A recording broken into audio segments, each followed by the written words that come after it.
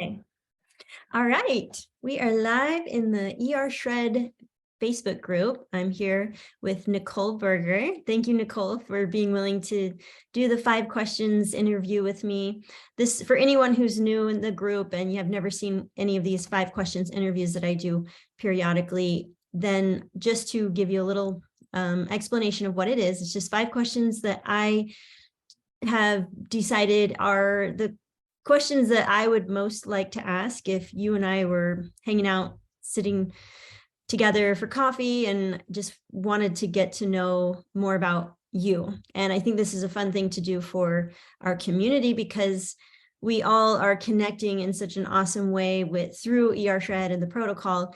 But I just really want to know a little bit more about each of our community members, and I think it's fun to dive a little deeper. So these are about 30-minute calls that I do, and they all go up on the Shred YouTube channel and podcast. If any of you aren't able to join us live, you can always catch the replay if you're interested in connecting and more with members of the community and seeing who might be potential future friends, people that you can relate to and might be able to connect because you have a lot in common. So thank you again, Nicole. Let's start with the first question by having you introduce yourself. Tell us a little bit about you, where you're from, how many kids, all that fun stuff. Hello. Thank you for having me. My name's Nicole Berger. I am currently living in Des Moines, Iowa. I'm married to my husband, Brock Wilson. We have 2 kids. We have a 7-year-old Kirby and then a 5.5-year-old Hunter. So they're in kindergarten and 1st grade. And then both my husband and I are tennis pros. And then we ran a business together in Key West, Florida, teaching tennis for, I guess I ran it for 9 years, and then he came along with me as well for a little while. Right now, I would say I'm transitioning into healthcare, and I guess I have been an shredder for 13 months. Oh, awesome. That's cool. And how did you start out with Shred? Like, how did that come to be? Kathy Peters is the one that contacted me, and her and I were just in contact actually through a book club, and she said, "Hey, I'm going to do this." And I said, "Well, I guess I'll do it too." So we supported each other for at least a long while with the Shred of really keeping each other accountable, or if we were having bad days, we send each other messages. And that's so cool. So you're all the way in Iowa. Wait, you said Iowa, right? Yep. And she was in Hawaii. She's in Hawaii. So we actually became good enough friends that I flew over to Hawaii and visited her. Oh my gosh. It was a phenomenal trip. I left my kids and my husband's and my dogs at home, and I flew over there, and I had just a great time with her and Randy, and I saw the entire island, and we shredded over there, which was really fun to have, people doing it with me. So and to be on vacation and do it. That's really cool. Oh yeah, it was awesome. It was an experience for sure. Yeah. Oh, that's so cool. And you guys just connected online through a book club? Yeah. So there's a book club out in Montana that Shirley and Lane run that my sister's a part of. My sister lives in Montana. So she invited me to it, and Kathy was already in it. Oh, that's so fun to connect with people online that way and be like so far away on the globe. It was quite the experience. Just, to meet other like-minded people was really awesome. Oh, that's so cool. So you were a professional tennis player and coach. Yeah, so I played in college. We went to nationals, I think 3 years, but I actually went to college. I have a professional tennis management degree from college. Oh, wow. So then from there, I opened my own business down in Key West, Florida, and worked down there for 9 years. Oh. And then once I had kids, I decided that I didn't want to raise them in Florida. I wanted to be closer to family and that sort of thing. So we moved back to Iowa. Oh, wow. So how would you describe your personality? I like to know, like, how would others describe you, or how would you describe yourself? Oh gosh. Somebody described me recently that what'd they say? I've I've never met a stranger. So anywhere I go, like I just constantly say hi to people or meet people. I was at a conference last weekend and I mean, I probably met 20, 30 people easily that I had never, at the conference, I think I had originally knew one person there. And by the end of it, I felt like I had new friends and that sort of thing. So Oh, that's so awesome. What an awesome gift to have, like that confidence and ability to just make new friends that easily. Because I know that it's not always easy for everybody, more of like if you feel like you're an introvert and it's just kind of stressful to have to talk to people and meet new people. So that's really awesome. yeah, it was fun. It was a great conference. And like I said, I met a ton of really cool people. So it was great. Yeah, that's so cool. So you were really into tennis. I'm sure you still are, but now you've become more recently like passionate about health and nutrition, and that's why you're going to grad school and changing your careers and all that. How did that start with your shifting in career? So I've always coached tennis. Kind of my specialty in the industry. I'm known for really 12 and under tennis, um, which most of the time you're coaching nights and weekends, when the kids are out of school. And so when I had my own kids, I said, you know what? My husband and I are both tennis coaches, and one of us needs to be home, at 3 o'clock when they get off the bus or 5 o'clock at the latest to cook them dinner and make sure we do the things at night and raise our kids. And Yeah. so my husband and I kind of sat down and I said, you know what, I'm going to take that role. I'm going to go back to school. The other big factor was when COVID hit.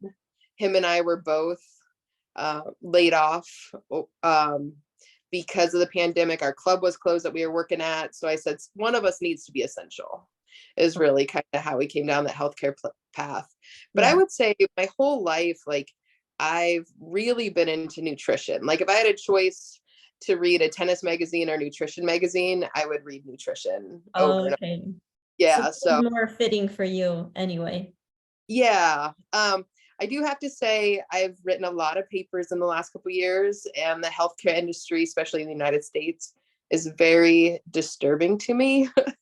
So I would love to find a great way to, promote wellness or, being active or healthy eating, healthy lifestyles, that sort of thing. Oh, that's awesome. I agree, not to like be too negative about the healthcare and all of that, but I just recently had this crazy rash that was just I couldn't even understand, my diet's so good. And I'm like, what did I eat? And I went to two different doctors, and all they have like no answers for me, and they don't ever I tried to mention like nutrition, like, what do you think I'm like deficient or like having too much of something? And they're like, what? Like they had no clue like how to even engage in a conversation with me about that. They just wanted to write me out a steroids prescription and send me on my way. I'm like, but I just was hoping they would give me a little more like insight on what this could be or how I could heal it naturally, but they're like, just here, take these pills.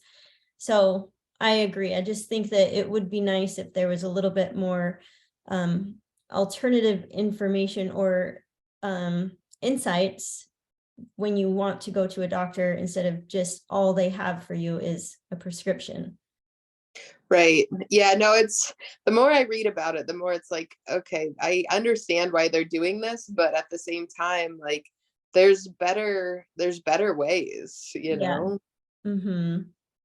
Well, that's exciting for you to get to go into this onto this new career path, and something that you're already so passionate about and have a lot of education and experience around as well. Now, tell Right. us a little bit about your results with ER Shred, real quick. Um, so ER Shred has been awesome for me, like absolutely out of this world. It's really crazy because I'm not as focused on losing weight as I am being healthy. Yeah. Like, so if I wake up in the morning and I don't know, I feel a little tired, or feel like maybe some sinusy stuff going on, I know exactly what path I need to do for the day with the tools from the ER Shred to make sure that this doesn't go out of control. And by like 4 o'clock in the afternoon, I'm feeling amazing. Oh, that's so cool. So do you So just revert back to all meat when you're starting to feel like, what is your protocol now? I I end up doing a couple shots of cleanse throughout the day. Mhm. I usually actually, instead of eating or even doing shakes, I go more into trying to flush it with hydrate and bone broth and isogen or ionics a little bit. I use that some. Yeah. So, and then by like 4 o'clock, if I'm feeling pretty good, then I'll do a shake. And Oh, then then from there, if I'm still feeling good, then I'll, bring in some meat or something like that. yeah. Cool. I love that. So now with our third question, I want to know, I love to take a minute to for you to visualize, if you could just like describe your perfect 5 years from now, like you got the job that because right now you're looking for an internship and exploring that now that you're almost about done with grad school. So if you could have everything that you want, if everything could go as planned, how would you describe like the perfect day 5 years from now? What would you be doing from morning to evening? So what's interesting about this question is I spent a lot of time really thinking about these questions. They were difficult for me because in the past I've always had a 1 month plan, a 6 month plan, a 5 year plan. And ever Mhm. since I've had kids, I have just kind of let all that go out the window.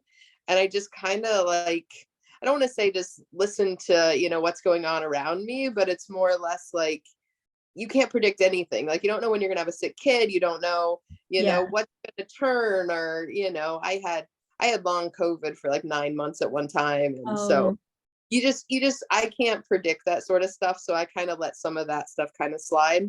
But I yeah. would say 5 years from now, I actually have two answers for this question. Okay. Because I do have I really want to be an executive director of a senior living facility. I really like um seniors. When I lived in Florida, we had probably, I don't know, between 250 and 400 like snowbirds that would come down in a season and take tennis lessons from us and do all that sort of stuff. Oh, And so they were all over, between the ages of probably 60 and 80ish. And so I've been missing some of that population. So I would like to do, be an executive director eventually of a senior living facility. Um, but my other dream, which is totally left field, is I would love to buy some land and eventually build an RV park. oh, And then, what did I say? I wanted to build an RV park, preferably either on like a lake or a river, and have kayak rentals and even possibly a couple of tennis courts. And oh, that so, sounds so fun. And would yeah. you be like camping out there, like kind of living there, or would you be just managing it? I would be the owner for sure. I don't know about if Um, it'd probably be if we stayed in Iowa, it'd be a seasonal thing. Mhm. I've looked at a couple actually in Florida recently that actually have marinas with them and everything else, which were kind of cool. Yeah. Which I'd be, I'd be more of a silent partner sort of thing in that situation. Mm, But if we stayed in Iowa, I would be, if I could get my hands on it and actually help build it and, know yeah, all the and everything, I'd be right there. that'd be fun to be part of the creation of, getting to have all the things that you hope for, like the tennis court and being on Yeah. the water. That sounds so fun. Yeah. Yeah, I like that. That's so fun. I love it's like getting to visualize with you to hear kind of what you see and hope for. But I Well, and what's agree, like you what's never crazy, know. Crystal, is um I really, in my 20s, right when I graduated from college, I had all these visualizations of what I wanted my life to be and what I wanted to do. Mhm. And before I was 30, like I had a dream journal that I'd actually write this stuff down in. And before I was 30, I had accomplished like having my own business and having this much money come in and having these many rental properties. And like, I was like, whoa, I've done a lot of stuff in my 20s. All the So things that you were planning to do, like from your dream journal. Is that what you're saying? Yeah, so I had visualized it and then made it all come true. So I it know, was it's cool to so look back. powerful. It is Yeah, cool. And I think it's important that we look back and recognize those things that we have done, because sometimes we get discouraged with our new goals. We're like, I don't know if I'm capable, and we forget, but all the things that you've already created, like it's possible because you did it in those right, other ways. We just get with the unknown and all of that, or sometimes we think our goals are too lofty and I don't know, so I think it's important that we look back and see all the things that we have already created, and before we actually created them, and the things that we were thinking about and hoping for, and then to see how they came true like 5-10 years down the road. It is fun. I love that. I like to look back on like maybe like New Year's resolutions, or different things that I was hoping for 10-20 years ago. And now looking at my life, I'm like, whoa, I really did create a lot of what I was hoping for. That's pretty powerful. right. Yeah. So it's kind of exciting because you're like, these things could really happen. Oh yeah. Oh no, they will happen. I don't know which route or when. We were kind of You and I were talking before about the timeline of everything. Yeah. Will I be an executive director first, or will I find this, RV park for, I don't know. Yeah. It's So, fun. The anticipation of what's going to happen, like watching a movie. What's yeah, going to happen exactly. next? Yeah, that's fun. So, okay, let's talk about more things that you've already accomplished. I know it's like for many people it's uncomfortable it's to brag about ourselves, but I do think it's important for us to practice doing it a little bit in a non-conceited kind of way. Like let's just kind of praise ourselves a little bit for all the things that we have done and accomplished. So this question is about bragging, and it's okay. It's safe to brag right now. Tell us about how amazing you are. Yeah, so amazing. No, so I ran a successful tennis business in Key West, Florida for 9 years. At one point, I was kind of overseeing 4 facilities within 60 miles. And we ran kids programs, adult programs, seniors programs, leagues, anything tennis. Pretty much at one point, anything tennis in the Florida Keys. Like if anybody had questions, I was kind of the go-to call me sort of person. I usually had either a hand in it or at least knew what was going on. Um, I was also down there. When I was down there, I invested in some properties and did pretty well there as well as far as rentals. And then when we moved to Iowa, I sold most of them. So, which was also a great thing at the time. Um, Probably right now, currently, my greatest accomplishment is actually raising my kids. So they are, 5.5 and 7, and they're two of my favorite people in the world. I love spending time with them. They're creative, they're funny, I don't know, they like to go on hikes, they like adventure. They're healthy, they're happy, like they're happy, they're genuinely nice kids. So Aw, yeah. love that. I like to hear when people, like as if that as is, like raising kids, having kids, like that is something to be proud of, and how much joy it brings to our lives to watch them grow up, and even like the hard parts that you go through and you're just like, I'm proud, like this is challenging but so awesome at the same time. Yeah, my son was having an issue the other day, and we do, like, I've read a lot of books on raising emotionally intelligent children, and so we do talk a lot about our feelings and anger and different things. And he was having some issues, and I said, you know what? I said, let's just stay home from school. And he said, what? And I said, understanding your emotions and how to figure out these situations and what the proper way is, like, way more important right now than learning how to read. I said, just being a good human, you will go much further in life than you don't need to learn how to read today. Let's just stay home and you and I can work through this. And Oh my so, gosh, I couldn't agree more that understanding your emotions and knowing how to describe them is so vitally important. And I agree, like even more important than the things that we learn at school, because uh kids don't really know naturally how to describe what they're feeling, and it's up to us to guide them there, because even with my own teenage daughter, I'm noticing, like, I'll try to ask her how she's doing, and she has a hard time describing what it is, so I have to kind of assist her in explaining, is it this, is it like this, or even sharing my own experiences, and it's helpful for us to provide that language for them, because they're still developing their language and they don't have all the words to describe what they're feeling. So I love that you take that very seriously and you help them identify and describe and find language for what they're feeling, because it can be so complicated and confusing for them if they don't understand it. Right, absolutely. Well, my daughter at 4, she was really having a hard time. It was crazy because if she was at preschool or she was playing on the playground, she was fine. But what the doctors at least told me is that when she saw me, like, she would latch out and get really angry, but I was actually her safe place to go. And she couldn't explain why she was mad, or something had happened earlier in the day, or so. I really think one of the greatest things that ever happened for us, like her and I, is that when I did get really sick with COVID, I quit my job, I stayed home, and I really got to know her and understand, like, these emotional outbursts and what was going on. And now I would say she might, I mean, it used to be she could have 3 in a day easily, and now she might have 1 a month, because she can come to me and say, I'm really upset about da da da da da, Yeah.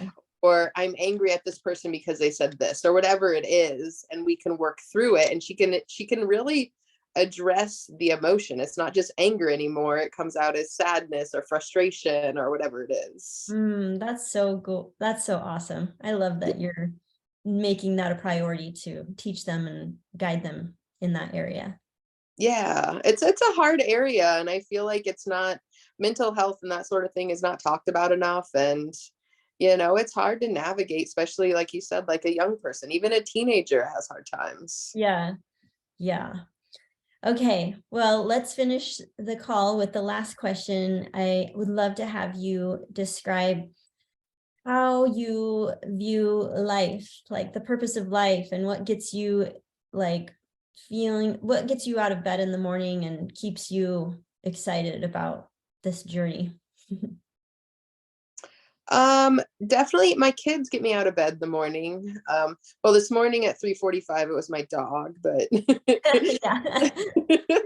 I have an almost 1-year-old puppy, and somehow she knew it was snowing, and she loves 30 degrees. Oh, So really? she was out at 3:45. So I So you know cute. what? I'll just get an extra workout in today. It's no big deal. Yeah.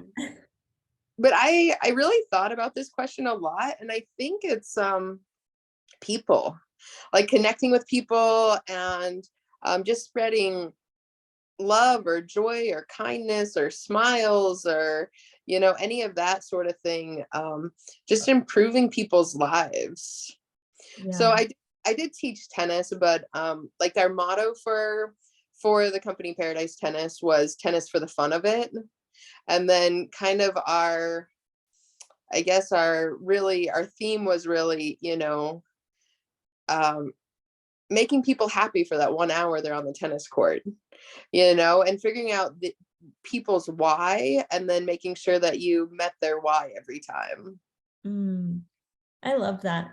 I love that. It's almost like being so in tune with the individual person, because you can't always streamline everything and be like, hey, this is what we do, A, B, and C. It's like you have to really be intuitive about each individual person. And I love the awareness that you have to cater to each individual person, and having that be like a motivation and a goal for you to kind of get in there and be like, what makes them happy, how can I make them laugh? And it's different for each person that you come in contact with, so I like that. Yeah, when I teach like a beginner ladies or beginner adult class, I make them all go around and tell me, why are you here? Mhm. Are you here to work out, or used to be on the high school team, or did your neighbor make you sign up, or and Yeah. then it helps me really cater the class and kind of get to know them from there. That's so cool, because you can, to be like how every class can be slightly different depending on the people. Right. Yeah. No, if they're super fit and they are there because this is their workout, like I'll make them move a little bit more. Yeah. Or if, moms that their kids play tennis, so they want to try it, well, then we're gonna really learn the basics. So it just, I can cater to each group or individual. Yeah. Well, this has been so much fun, Nicole. You've been in part of ER Shred for a while, and I've really learned a lot about you. And so that's why I like to do these calls, because I feel like we're friends now. Yeah. I know Thanks a for, lot of things about you. yeah, this has been great. Yeah. Well, thank you so much for being willing to do this, and I sure enjoyed it. So I hope others are chiming in, but if you want to go share this later, I'll have it up on the YouTube channel or the podcast as well. Oh, awesome. I'll definitely do that. Okay. All right. Well, and just wanted to remind everybody who's on that we're having the Come Alive call tomorrow night with Sean. So hope you guys will join in on that. All right. We'll see you guys later. Thanks, Nicole. Thank you. Bye.